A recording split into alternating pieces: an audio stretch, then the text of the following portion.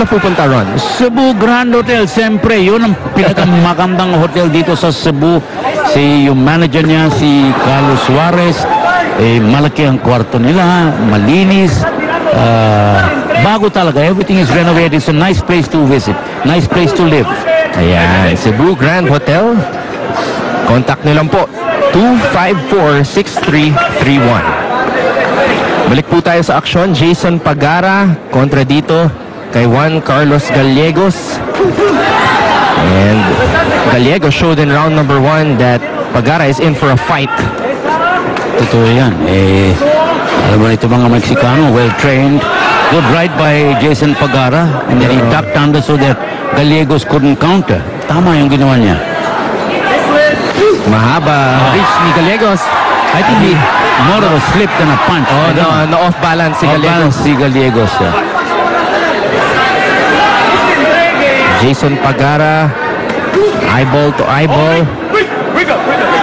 His timing, yung timing ni Jason medyo off. Yung timing niya. Lalo na yung kanan. He's trying to throw the right hand over, an overhand right, and his timing is a little off there. Oh! Gallegos caught him with a couple of good shots. Grabe yung kombinasyon na yun na pinakawalan ni Gallegos. Gallegos is counter-punching. That's the strategy, counter-punch.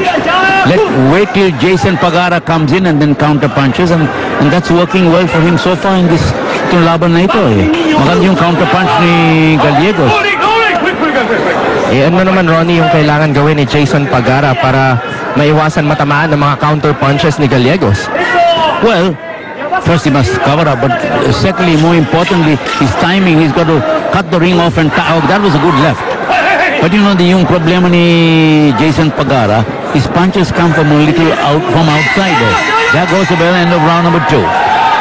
Time now for the Cobra Tunay na Lakas Punch of the Round.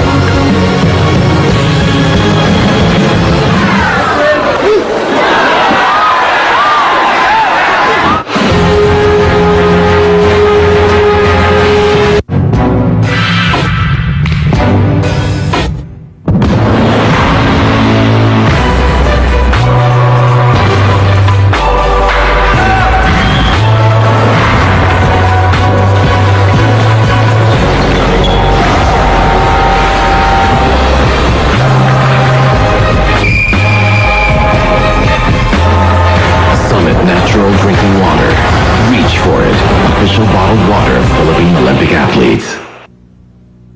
This special is brought to you by Cobra. Mamahas ang mga tunay na superstars ng NBA Finals. Free TV coverage. Sumabay sa bawat suntok ng mga tunay na mandirigma ng Pinoy. Right 6 sa top right. Yan, Gallegos.